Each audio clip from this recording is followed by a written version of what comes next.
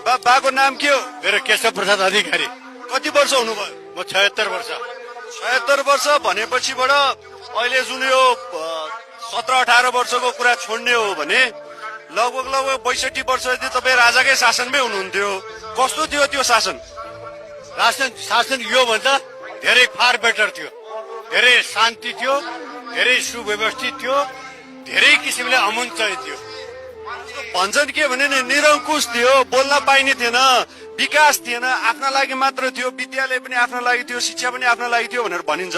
के भन्नुहुन्छ? यही कुरालाई म के भनौँ भने यहाँहरूले पनि बुझ्नु पर्यो, यहाँहरू जस्तो एउटा मिडियाले बुझ्नु पर्यो। के भने विकास थिएन भन्दा आज यिनले के गरे? हिजो पूर्व पश्चिम राजमार्ग कसले बनाएको? कोदारी राजमार्ग कसले बनाएको?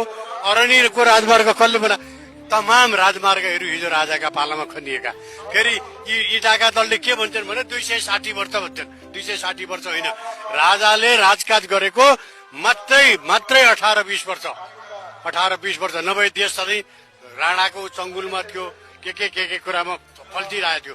त्यस यता तपाईँ पूर्व मेचीदेखि हेर्नुहोस्, मेचीदेखि जानुहोस् तपाईँ कैलाली कञ्चनपुरसम्म भुटबल धागो कारखानाबाट सुरु गर्नुहुन्छ कि त्यहाँको कपास कारखानाबाट सुरु गर्नुहुन्छ कि त्यहाँको जुट मिलबाट सुरु गर्नुहुन्छ? उद्योगै उद्योग हामी कहाँ छ? कच्चा पदार्थ हामी कहाँ छ? उत्पादित वस्तु जम्मै बाहिर जान्छ। भिरकुटी कागज कारखाना पराल र छलीबाट बन्थ्यो, कागज जम्मै विदेश जान्थ्यो। चिनिया उखु हाम्रा किसानले रोप्थे, ती बेच्थे, ती जागिर खान्थे होइन। यी किसिमले तपाईँको त्यहाँको खरी ढुङ्गा भन्नुहोस् कि गोरखकाली भन्नुहोस् कि होइन, भन्नु रोपवे हेटुडाको रोपवे भन्नुहोस् कि भक्तपुरको टर्ली बस भन्नुहोस् कि यहाँको चौबारको सिमेन्टी भन्नुहोस् कि हेटुडा के थिएन।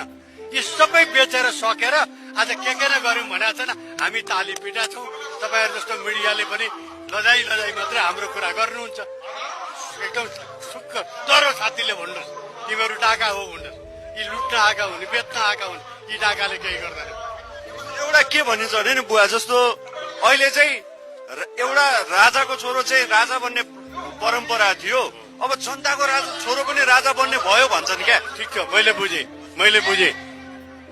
समानुपातिक भनेर ल्याए, को आए त? समानुपातिकमा ल्याउनु पर्ने कस्ता बुझ्नु भएको छ नि, को आए? अब आज प्रचण्डका जम्मै वरिपरिका नै छन्। तपाईँले पाउनुभयो कि? तपाईँ जस्ता त तलब पनि पाउनु भएको छैन। तपाईँलाई त शोषण गरिरहेछन् होइन कि गलत भन्दैछु म? शोषण गरिरहेछन्। यी शोषक, साँच्चीका शोषक चाहिँ यी हुन्। कुरा बुझ्नु कि राजा त एकदमै प्रजातन्त्रवादी। जसले आफ्नो सत्ता छोड्दा पत्रकारहरूलाई बोलाएर जनताको नासो जनतालाई बुझाइदिए है तपाईँहरू सम्हाल्नुहोस् भनेर मुसुक्क हाँसेर गाडी चलाएर हिँड्ने राजा सामन्ती, यी एउटा अलिकति धर्मराउन आँटो भनेपछि अस्ति मार्यो नि तपाईँको साथ, आगो लाएर मार्यो नि। त्यो त तपाईँको आत्माले भनेको छ नि, बाहिर भन्न सक्नु भएको छैन होला, अर्को कुरा हो। तर भन्नुपर्छ तपाईँहरू जस्ताले नभन्दा यो देश अरू भड्कारोमा परिरहेछ। तपाईँहरूले भन्नुपर्छ। अर्को एउटा कुरा भनेको चाहिँ राजा ठिक हुनुहुन्थ्यो, राजा सही हुनुहुन्थ्यो, राजाका पछाडि तपाईँहरू पनि लागिराख्नु भएको छ, धेरै अरू व्यक्तिहरू पनि राखिराख्नु भएको छ। तर राजाले देशै छोड्नुपर्ने स्थिति चाहिँ कसरी आयो त? या सत्ता छोड्नुपर्ने स्थिति, शक्ति छोड्नुपर्ने स्थिति कसरी आयो? त्यतिखेर हामी लागेनौँ। त्यहाँनिर हाम्रो पनि भुल थियो।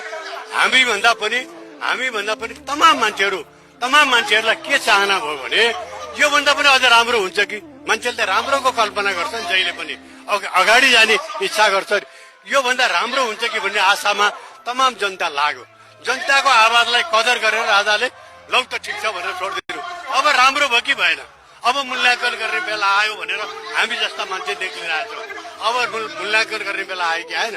यहाँहरूले मूल्याङ्कन गर्नु। आज सरकारी स्कुल एउटा चल्या छ, हिजो जम्मै राजापाला बनाएको स्कुल अहिले सिस्नु घारी उम्रिया छ। अहिले हाम्रो भाइहरूले गाजा खाने फलो बनाएको छ। आज सरकारी हस्पिटल एउटा छ, छैन।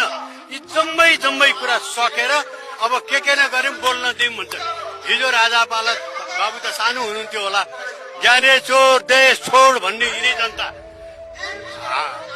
पम्फा देवी हाय भन्ने यिनै जनता हुन्। अब रहेछ त त्यो कुरा? होइन रहेछ भनेपछि अब हजुरहरू जस्ता तमाम नेपाली लाग्नेछन्। राज संस्था ल्याउनु पर्छ। तर त्यस्तो संस्था होइन क्या, तन्त्र होइन है संस्था। यो कुरा यहाँहरूले बुझाउनु पर्ने छ दुनियाँलाई। तन्त्र होइन, राजतन्त्र होइन, संस्था हो, एकताको प्रतीक हो। कुरा बुझ्नु पऱ्यो कि यी भतुवाहरू इमाग्रिया छोराहरू रामचन्द्र राष्ट्रपति, अब भोलि हुने फेरि को भन्दा अब केपी ओली हो कि खड्ग ओली हो को? कुरा बुझ्नु। अर्को तपाईँ त आउँदैन नि पालो। स्वतन्त्र स्वच्छ तरिकाले राम्रो गरे भए हामीलाई पनि के चाहियो? राम्रो चाहियो हो हामीलाई। हामीले सुख चाहियो हो, शान्ति चाहियो हो। हिजो जम्मै बङ्गालीहरूले आएर यहाँ काम गर्थे। बाबु मेरो घर भक्तपुर, कुनै भक्तपुर एउटा घर खाली थिएन, जम्मै घरमा तान लुगा बुनिन्थ्यो। हेटौडा कपडा कारखाना भन्नुहुन्छ कि बालाजु कपडा कारखाना भन्नुहुन्छ कि के थिएन क्या? हराभरा थियो देश। हराभरा देशलाई अहिले उजाड बनाए, एकदमै मरुभूमि बनाए। खुब गरे भन्छन्, बाबुहरू पनि हो क्यारे भन्ठान्नुहुन्छ, यता लाग्नुहुन्छ।